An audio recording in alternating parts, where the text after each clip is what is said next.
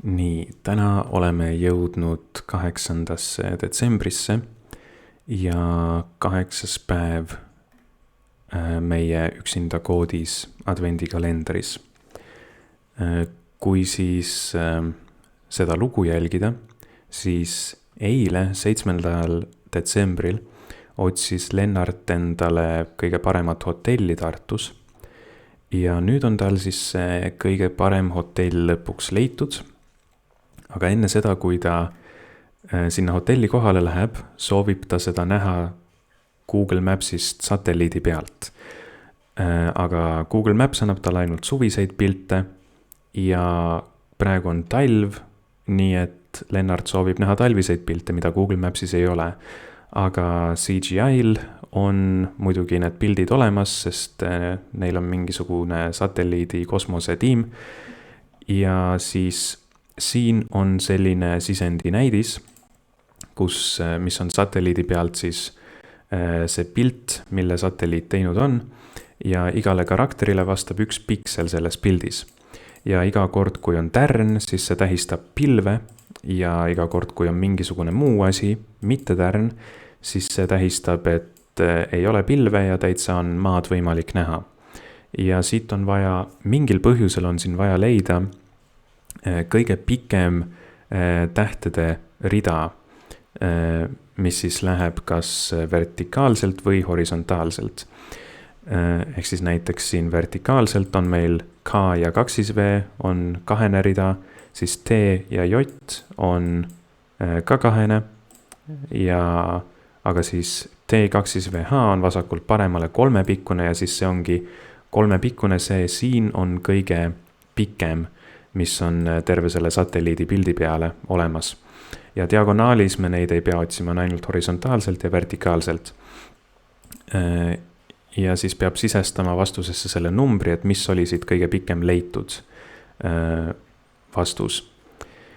Need siin on küll näidisandmed, aga nende näidisandmetega on selline jama tegelikult, et kui me vaatame neid näidisandmeid ja kui me vaatame nüüd seda sisendit, mis siin olemas on, siis siin sisendis ei ole tühikuid vahel.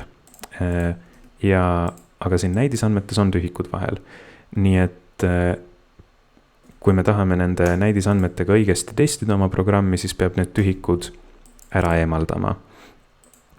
Ja minul oli see suur probleem tegelikult sellepärast, et ma võtsin lihtsalt alguses näidisandmed ja siis sain oma programmi näidisandmetega tööle. Ma just kui ütlesin, et oma programmis, et ma ei võta kõiki neid tähti sisendisse, vaid ma võtan üle ühe karakteri.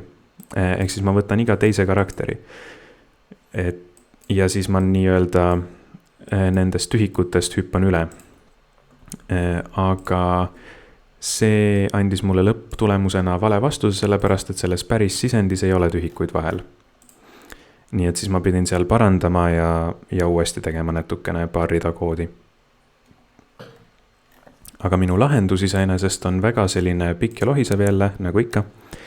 Ja mis ma teen? Ma loen need read sisse sellest failist, antud juhul siis testist, ning siis ma lähen igast reast ükshaaval üle for tsükliga ja siis teise for tsükliga ma lähen selle konkreetse rea karakteritest üle, millisel real me hetkel oleme.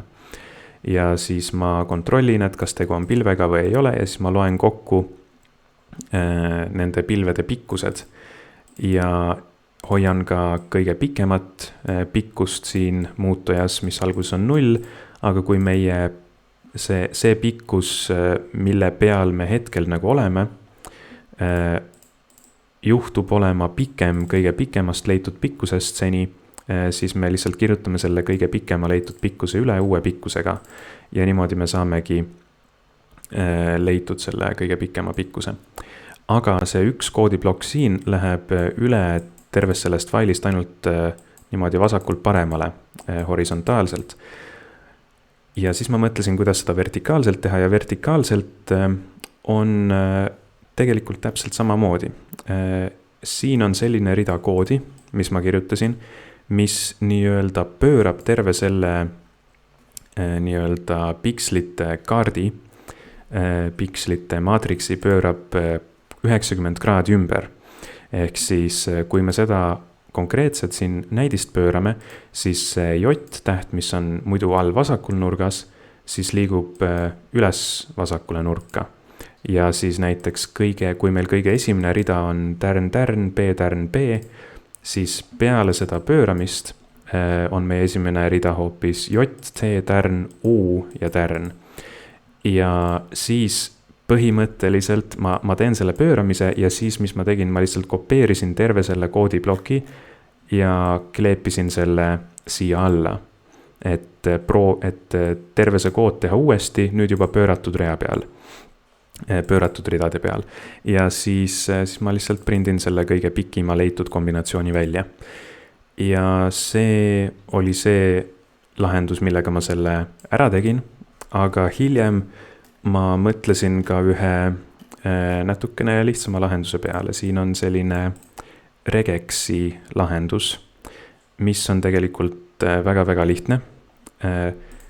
Nüüd ma lähen äkki sinna regex 101 lehele, et siin demonstreerida seda. Ehk siis siin on see näide ja mis ma teen nende andmetega esiteks on see, et ma panen nad kõik ühe stringi alla.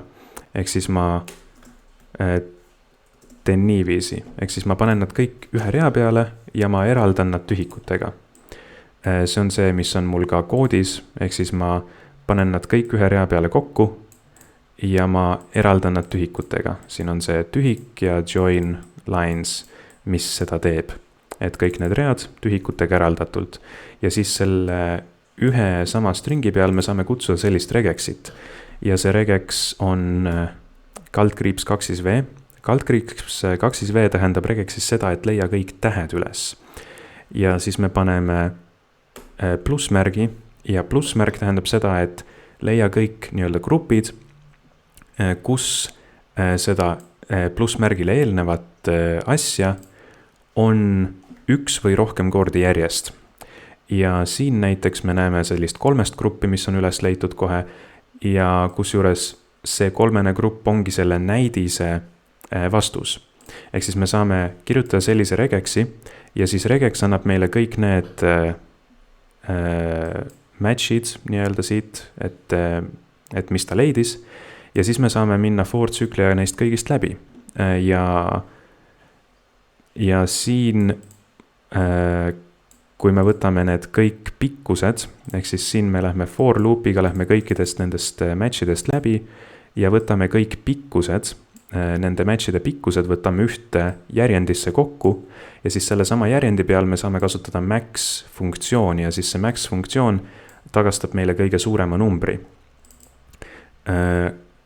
Ja me saame seda lihtsalt ühe korraga kõike teha sellepärast, et mis ma veel tegin, on see, et selles ühes stringis, mis me lõpuks siia kokku saame, ei ole mitte ainult nii-öelda vasakult paremale need read sees, aga on ka alt üles.